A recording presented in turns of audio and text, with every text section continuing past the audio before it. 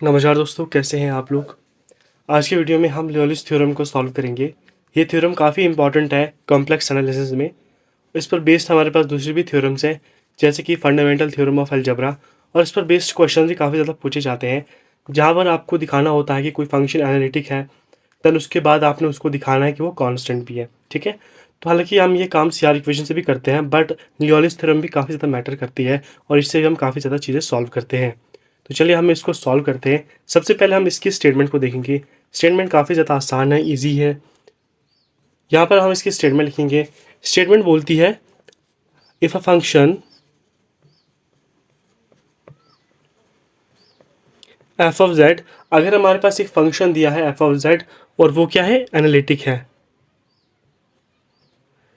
Function is analytic, ठीक है, for all finite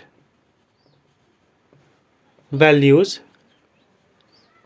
of Z and is bounded. ठीक है, हमारे पास एक फंक्शन है एफ जेड, वो क्या है, एनालिटिक है of all for all finite values. जितनी भी हमारे पास फाइनाइट वैल्यूज गिवन होगी वहां पर वो क्या है, एनालिटिक है। ठीक है, ऑफ जेड एंड वो क्या है, बाउंडेड भी है। राइट, अगर ऐसी सिचुएशन हमारे पास आ रही है देन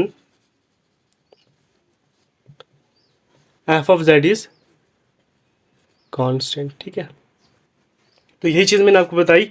इस पर बेस्ड काफ़ी ज़्यादा क्वेश्चंस पूछे जाते हैं, जहाँ पर आपको दिखाना है कि कोई फंक्शन हमारे पास एनालिटिक है। राइट, हमारे पास कोई फंक्शन एनालिटिक है, देन उसके बाद आपको दिखाना है कि वो फंक्शन क्या है, कांस्टेंट है। ठीक है, तो इसके लिए आप याद रख सकते हो कि हमें तो सबसे पहले दिखाना है कि किसी फंक्शन को हमने एनालिटिक दिखाना है, देन उसके बाद हमें उसे दिखाना है कि वो बाउंडेड भी है। ठीक है, उसके बाद हम बता सकते हैं कि बाय लियोलिस थ्योरम कि कोई भी फंक्शन अगर एनालिटिक है किसी भी फाइनाइट वैल्यूज पर, ठीक है, और वो बाउंडेड भी है, then F of Z is constant. ठीक है, आप देखिए इसका प्रूफ देखते हैं हम।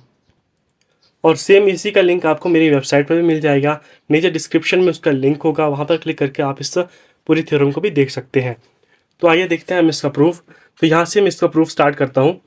तो सबसे पहले हम लोग लेट करते हैं Z1 और Z2 बी 2 पॉइंट्स। हमने 2 पॉइंट्स लिए हैं, कहाँ पर लिए हैं हमने, पॉइंट ऑफ जेड प्लेन पर। ठीक है, उसके बाद देखिए यहाँ पर हमें एक ड्रॉ अ सर्कल, हम एक सर्कल ड्रॉ करते हैं C with centre at the origin and radius R enclosing the points Z1 and Z2 so that, अब देखिए हमें सबसे पहले एक सर्कल बनाना है। ठीक है, चलिए यहाँ पर मैं लिख देता हूँ। हमारे पास क्या होगा, बेसिकली जो भी हमने Z1 और Z2 लिया है, ये क्या होगा, जब इसका मॉड करेंगे वो लेस देन होगा R से। ठीक है, और R इज़ द रेडियस। ठीक है, और जो Z2 है सेम इसी तरीके से वो लेस देन होगा R से। ठीक है, because F of Z is bounded. अब आपने बोलना है कि भाई बाउंडेड कब दिखाया, तो भाई डेफिनेशन, ठीक है, इसके डेफिनेशन से ही हमने बता दिया कि ये जो एफ जेड है वो क्या है, बाउंडेड है। अगर हमारे पास जो एफ जेड है वो बाउंडेड है, देयरफॉर देयर एग्जिस्ट एम जो ग्रेटर देन होगा 0 से, such that mod of F of Z is less than equal to M on C पर। ठीक है, अब हम इसको ड्रॉ करते हैं, देन हमें इसमें कॉची इंटीग्रल फॉर्मूला यूज करना है और हमारा रिजल्ट आ जाएगा। अब हम यहाँ पर एक सर्कल ड्रॉ करते हैं।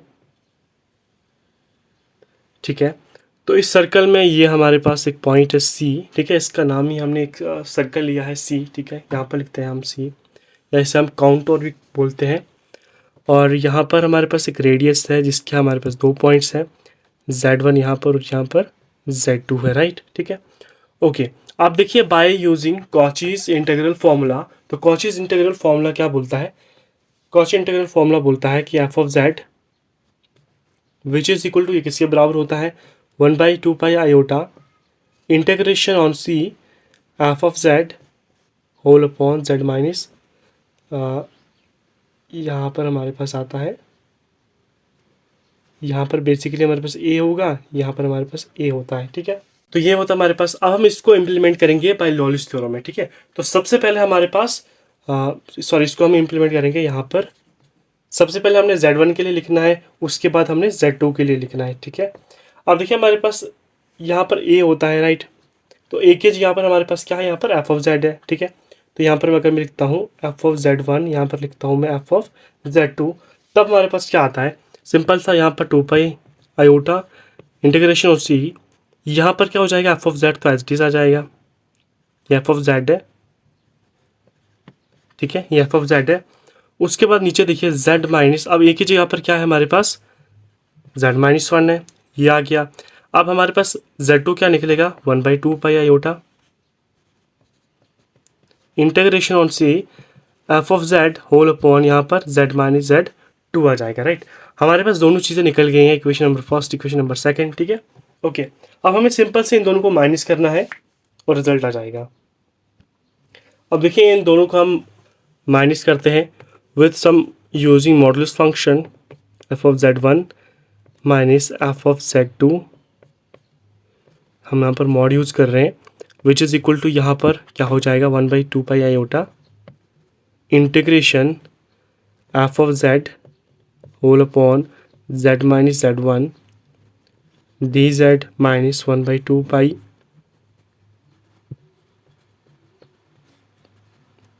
F of Z whole upon Z minus Z2 यहाँ पर आ जाएगा और मॉड को यहाँ पर क्लोज कर देते हैं, ओके। अब यहाँ पर हमारे पास क्या हो जाता है, इसको हम क्रॉस मल्टीप्लाई कर देते हैं, हमारे पास क्या हो जाएगा, यहाँ पर जाएगा हमारे पास, सोर्स को कॉमन भी करते हैं, 2 पाई आयोटा, ठीक है, और इंटीग्रेशन यहाँ पर मॉड है, हमारे पास क्या आ जाएगा, Z माइनस Z2, इसको रहने देते हैं, Z minus Z2, Z1 minus Z2 आएगा, और नीचे आ जाएगा मेरे पास Z माइनस Z1 और Z माइनस Z2 आ जाएगा, राइट। और यहाँ पर हो जाएगा F of Z D Z, ठीक है, मोड को क्लोज कर देते हैं। अब यहाँ पर हम it is less than equal to 1/2 pi iota integration on C, उसके बाद यहाँ पर Z माइनस Z2, राइट। उसके बाद मेरे पास आएगा यहाँ पर एफ ऑफ जेड आ जाएगा, ये वाला एफ ऑफ जेड, इसको भी अपना मोड लग जाएगा, और जो यहाँ पर डी जेड है इसको भी अपना मोड लग जाएगा, और देन नीचे आ जाएगा मेरे पास यहाँ पर Z माइनस Z1, सबसे पहले 1 है, फिर Z माइनस Z2 यहाँ पर भी आ जाएगा। इस तरीके से हमारे पास हर किसी के लिए अपना अपना मोड लग जाएगा, राइट। यहाँ पर इसका तो मोड कैंसिल हो जाएगा, 2 पाई कैंसिल नहीं होगा, Z1 माइनस Z2, ओके। तो यहाँ पर देखिए अब हमने एक वैल्यू ली थी, हमने जो क्या थी, m की वैल्यू ली थी हमने यहाँ पर, जो क्या थी, ग्रेटर देन थी 0 से, तो वही हम यहाँ पर भी यूज़ करने वाले हैं, m integration on c D Z whole upon, इसको भी अब अपना अपना रूट लगा देते हैं हम, Z1, उसके बाद इसको, देन उसके बाद यहाँ से फिर से ब्रैकेट स्टार्ट, Z का अपना रूट और Z2 का अपना रूट, और यहाँ पर इसको क्लोज कर देते हैं, ठीक है। अब therefore 1/2 pi Z1 minus Z2 m whole upon R minus Z1, यहाँ पर ये मॉड है, और जहाँ जहाँ Z है ना वहाँ पर हमने R इनपुट करना है, ठीक है। तो यहाँ पर भी अब Z है, तो हमने बेसिकली R Z मॉड है, ठीक है, इसलिए हम R पुट कर रहे हैं, ठीक है। यहाँ पर भी R आ जाएगा, और यहाँ पर हो जाएगा Z2, ठीक है, हमारे पास ये हो जाएगा, और इंटीग्रेशन अब किसकी हो जाएगी, सिर्फ और सिर्फ डी जेड की इंटीग्रेशन होगी, राइट। और डी जेड की इंटीग्रेशन क्या होगी, 2/r होगी, right. So this is equal to, यहाँ पर हम लिख सकते हैं, या फिर इसको मैं नेक्स्ट में लिखता हूँ, हमारे पास हो जाएगा 1/2 pi z1 minus z2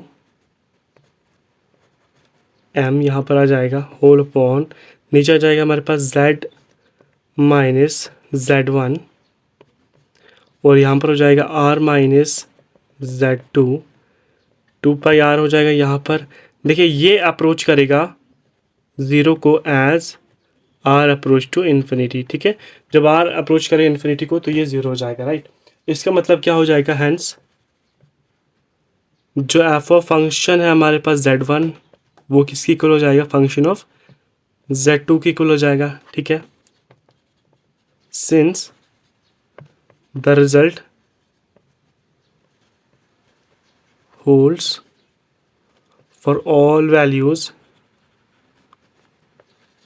of z1 and z2 of z plane, therefore f of z is